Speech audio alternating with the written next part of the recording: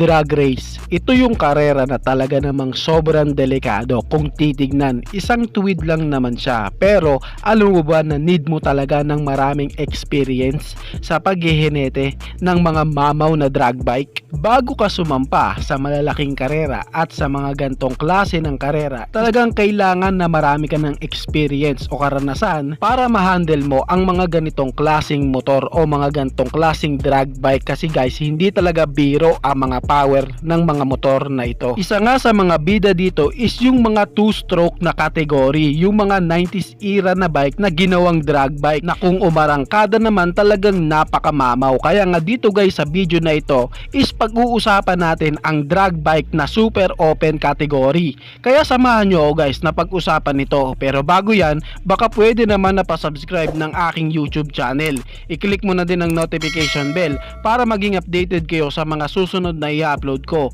Guys, baka pwede naman na pa-like and follow ng aking Facebook page. Nasa description po ang link. Kaya make sure guys na tapusin nyo ang video na ito para malaman nyo ang information about sa drag bike na ito. So let's go guys.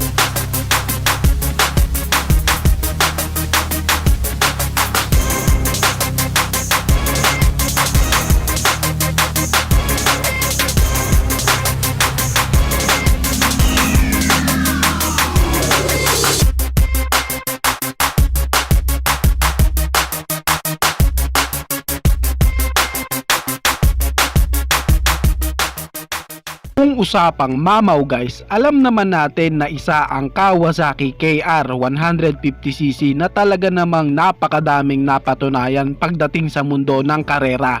Alam kong sasang-ayon ka, sasabihin ko na talagang malakas ang motor na Kawasaki KR 150. Ito kasi guys is naka 2-stroke engine. Alam naman natin na kapag naka 2-stroke engine ng isang makina, talagang mamaw siya. And ibang division na po ang 2-stroke engine, kaya wag nating ikumpara si 2-stroke engine kay 4-stroke engine. At ngayon nga guys, dito nga sa video na ito is merong binuo na drag bike sa bansang Thailand. Manufacture nga po ito at ginawa ni Manok Service Thailand. Ibang klase ang mekaniko na ito guys. Alam nyo ba na nag-build na din siya ng Suzuki Raider na 25G na humahataw ng 25.2 horsepower sa kanyang maximum power. Can you imagine that guys? Kung gaano sila kagaling at kahalimaw gumawa ng drag bike. Nag-build na din sila ng Mio na sinamahan ng KR 2-stroke Matic engine. Talagang di basta-basta ang mga ginagawa nila. At tulad nga dito guys sa kanilang new build na drag bike, si Kawasaki KR na alam naman nating mamaw na bike na 2-stroke engine,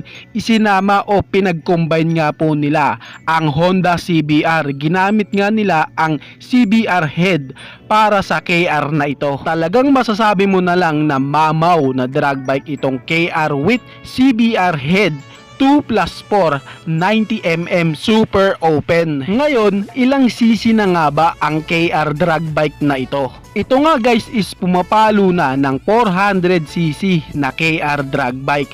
Talagang di ito po pwede hawakan ng di eksperyensado na rider para sa isang drag bike na may malakas na engine tapos sobrang gaan na chassis. Talagang need ng professional rider o ng hinete nito para ma-handle o ma-manage niya ang ganito kahalimaw na motor, kasi guys hindi talaga biro ang power nito, kaya kailangan talaga ng magaling na hinete para din mailabas ang full power ng motor na to.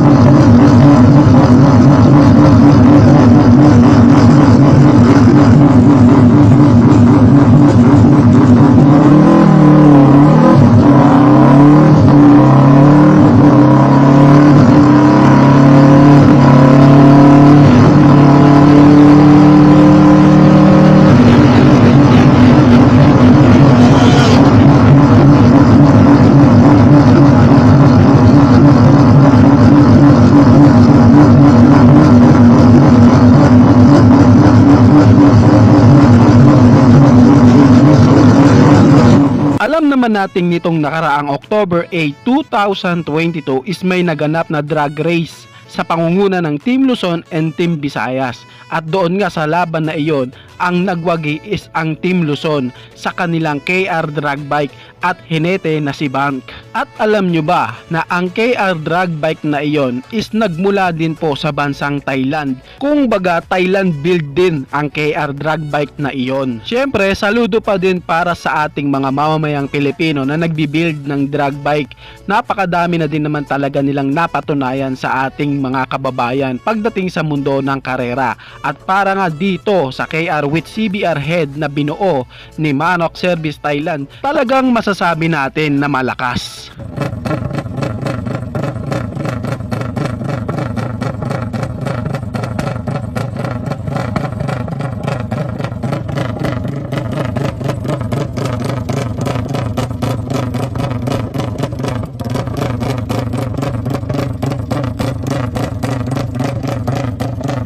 Ngayon nga guys is ito po ay tinitest at tinatama ang tono at iniobserbahan dahil itong drag bike na ito is may malaking karera na gagampanan. Di biro na pera ang makukuha nila kapag sila ang makasungkit. Masasabi na talaga na sure win na ang motor na ito, pero take note guys ha, nasa hinete pa din yan. Ganun pa man, sobrang respect at malaking paghanga sa bumuo ng drag bike na ito. Pinakita lang nila na sa mundo ng karera, be specific sa drag race, talagang madami na silang napatunayan. Isa na nga dito ang Kawasaki KR with CBR head na kanilang nabuo. Kayo guys, ano ang masasabi nyo sa motor na ito? Paki-comment naman ang inyong reaksyon.